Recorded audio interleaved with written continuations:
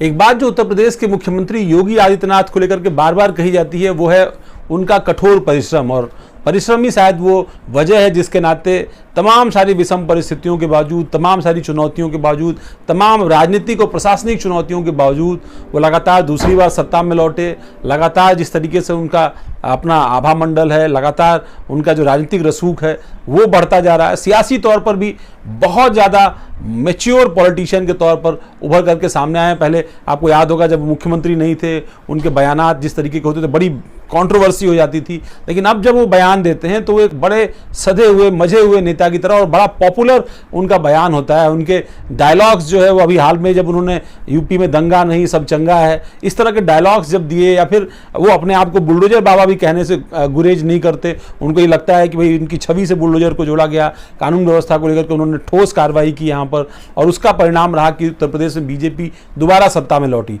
अब जब योगी आदित्यनाथ पहले एक तरफ कर्नाटक के चुनाव में लगातार 3-4 बार गए, लगातार वहाँ प्रचार किया, और जिस दिन गए सुबह यहाँ से 6 बजे 7 बजे वो निकलते थे, शाम को 9 बजे 8 बजे तक वापस लखनऊ आ जाते थे, और अगले दिन से फिर उनका चुनाव प्रचार था। 13 दिन के अंदर 65 सभाएं की हैं योगी आदित्यनाथ ने उत्तर प्रदेश के अंदर। और इससे पहले अगर आपको याद हो तो दिसंबर में भी लगभग सभी नगर निगमों में वो दौरा कर चुके थे, जब अभी चुनाव की घोषणा भी नहीं हुई थी।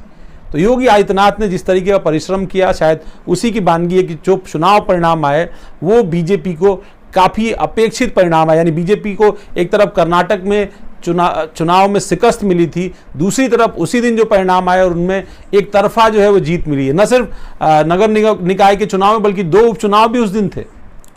96 की सीट और स्वार की सीट पर उपचुनाव भी हो रहे थे, और उस दिन भी वहां पर भी जो सहयोगी पार्टी है अपना दल, उसके दोनों उम्मीदवार जीत करके आए हैं। तो न सिर्फ उनकी रणनीति जीती है योगी आदित्यनाथ की, बल्कि उनका कौशल, उनका चेहरा, उनके ब्रांड की जो वैल्यू है वो कहीं ना कहीं उनकी ब्रांडिंग वैल्यू जो है वो बढ़ी है लगातार योगी आदित्यनाथ। और अभी भी आप देखिए, एक चुनाव खत्म हुआ, दूसरा खत्म हुआ, वो फिर से काम पे लग गए।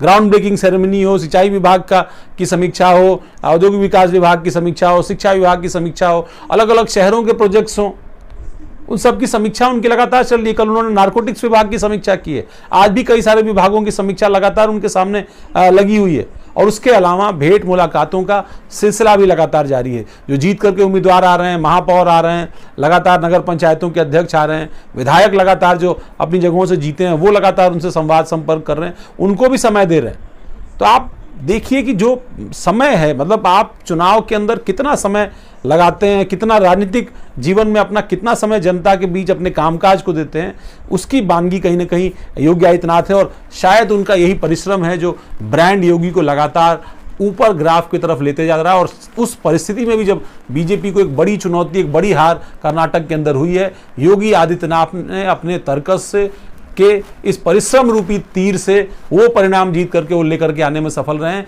जिससे आज बीजेपी की लाज बच सकी है, साख बच चुकी है। और आज भी बीजेपी इस बात की उम्मीद करती है कि अकेले उत्तर प्रदेश के दम पर वो दोबारा केंद्र की सत्ता में 2024 में आ सकती है। और अभी भी दूर दूर तक विश्लेषकों को भी नहीं लगता है कि उत्तर प्रदेश में कोई खास चुनौती अभी योगी आदित्यनाथ के सामने है, अनलेस कि कोई गठबंधन बने, कोई देशव्यापी माहौल बने। आज भी वो दमखम इसी बात का है क्योंकि योगी ने परिश्रम का एक ऐसा मापदंड खड़ा कर दिया है जिस मापदंड के आसपास भी दूसरे राजनेता पहुंचते हुए नहीं दिखाई पड़ रहे। आपसे निवेदन इसी बात को लेकर के हमेशा रहता है कि YouTube चैनल मेरा है अवनीश विद्यार्थी। अगर आपको इस पर विश्लेषण, इस पर आ रही खबरें, राजनीतिक खबरें खासतौर पर अगर आपको पसंद आ रही हैं, आपको मेरा विश्लेषण ठीक लग रहा है तो मेरे चैनल को सब्सक्राइब करिए, बेल आइकॉन दबाइए ताकि नए नए विश्लेषण जब मैं करता हूं तो वो आप तक पहुंचे। इसके अलावा मेरे फेसबुक आईडी, ट्विटर आईडी और इंस्टाग्राम आईडी को भी फॉलो करिए ताकि मेरा हौसला भी इससे बढ़े और लगातार आप तक खबरें पहुंचाने का जो मेरी जिम्मेदारी है वो मैं पूरी कर सकूं। धन्यवाद।